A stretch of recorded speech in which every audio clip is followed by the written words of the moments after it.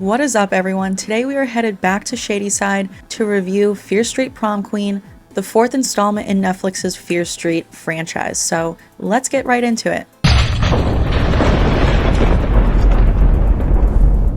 I'm Pamela, welcome back to the channel. Fearstreet Prom Queen is the latest slasher movie where we dive back into the cursed town of Shadyside with a retro 80s slasher vibe, which is centered on a prom night gone wrong. And I would say that this film aims for campy, gory fun with a mix of creative kills and also a nostalgic teen horror aesthetic. So I'll start off by saying slasher films are my absolute favorite genre of horror movies. I am a sucker for a good teen slasher. And I mean, this movie definitely delivered. This review will be spoiler free. We're not really going to get into any big spoilers, but this movie centers around a senior named Lori Granger, and she is one of the girls who is running for prom queen. But with Lori, she's kind of like a weirdo around school. She kind of gets picked on. Everyone thinks that her mom killed her dad years ago, but according to her, her mom is innocent. There's a group of popular girls who Lori doesn't really get along with.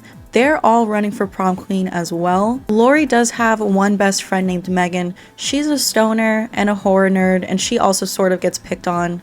They're kind of like this duo of weirdos. And Tiffany is the leader of the popular group. She has a boyfriend named Tyler, and Lori sort of has this long-running crush on him. So already there's tension amongst all of the girls who are running for prom queen. But Lori wants to win sort of for her mom because her mom ran back in the day, but then the tragedy with the dad happened, so she never got to win. But now when it comes to exactly what happened with her father, they don't really get too into it, which I mean definitely keeps you intrigued and keeps you watching the movie. Now I did really enjoy this film. I think it was a good time. It's a fun movie. It is a generic high school story, nothing too deep going on, which honestly you don't expect this movie to be groundbreaking. It's a good watch for sure, but it's not gonna like change the genre or anything like that. Now I will say I think the look of the killer is pretty cool. We have the red coat and the mask. I do think when it comes to a slasher and a whodunit like that, the costume is pretty important, and I think this one was pretty solid. I do think that the movie started off kind of slow, but then it definitely picked up in the last half of the movie. Halfway through I was like, this is kind of boring. I don't know if I'm gonna like this movie, but the final act did really make up for it. I will also say the first character that they killed off was probably the most interesting character, at least at the moment, and that kill wasn't so good. There wasn't really like a build-up. I do think later on though, there are some really great kills in this movie. Some were great, some were not so great, but definitely some pretty gory kills in this movie. Nothing too crazy, but still like a good amount of gore, and honestly some of them did catch me by surprise. Like I would be watching a scene and not really expect anything to happen in the scene, and then all of a sudden there's a kill, and it actually made me out loud say like, oh shit. Like the pacing was a bit slow at times, but then a kill would kind of come out of nowhere and I would literally be like, oh my god. I do feel like the movie could have used some more chase scenes. There were definitely a couple, but not too many. And obviously we all love a good chase scene to build up the suspense. And I don't know if this movie quite delivered that, but I think it's one of those movies where you honestly can't judge it too harshly. It is just a Netflix movie, you know? I think it served its purpose. I do think the acting in this movie was good. There was nothing that was like too cheesy or anything like that. Everyone gives a good performance. The main girl was good, Lori, who was played by India Fowler, and the mean girl, Tiffany, who was played by Fina Straza. She gave a good performance as well. She really embodied that typical high school mean girl, and you really you hate her at times. Also, Lily Taylor was in this movie, which I didn't even realize she was. She gave a pretty good performance. Again, nothing groundbreaking, but also I was surprised to see that Chris Klein was in this movie. I didn't know he was in this movie. He played one of the teachers, and I love his character, Dusty Dinkelman, in the Christmas movie Just Friends. If you know, you know. What?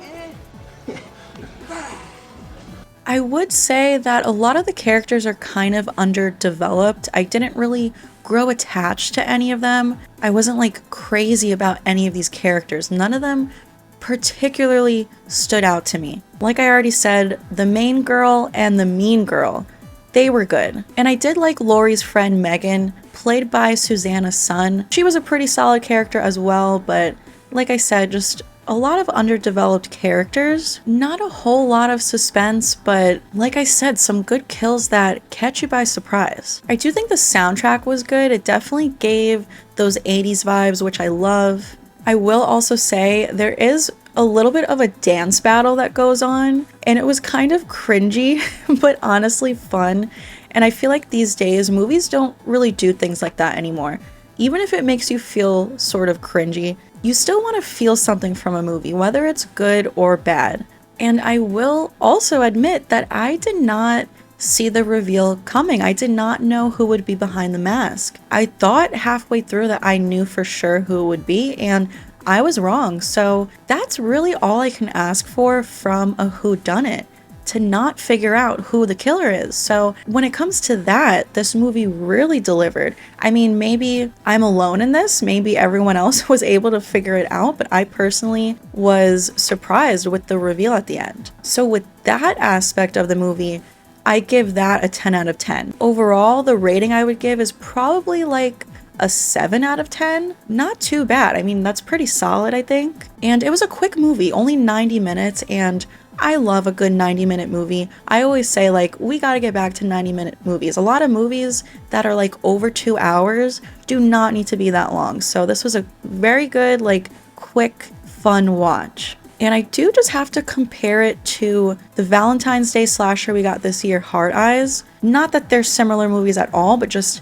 the fact that I was so disappointed with Hard Eyes. I was really excited for that movie, and although it was a good watch, I think the reveal in Hard Eyes was absolutely terrible. I give that reveal a 0 out of 10. So the fact that this reveal for me is a 10 out of 10, this movie I enjoyed way more than Hard Eyes. So overall, a good watch. You'll have a fun time watching it. Some really great kills in this movie, although not all of them are great. I thought it was a great reveal at the end. Not a lot of chase scenes, but if you're looking for something easy to get through this weekend, I would definitely sit down and give this one a watch. But that's it for today. Please give this video a like if you enjoyed it. Definitely let me know your thoughts down below. If you've seen this movie, let me know what you thought. If you haven't seen it yet, let me know if this review kind of convinced you, or if you're gonna pass on this one. Please also subscribe to the channel if you're new here for future movie reviews like this one. Please also go follow me over on TikTok, Twitter, and Instagram, and I will see you guys next time.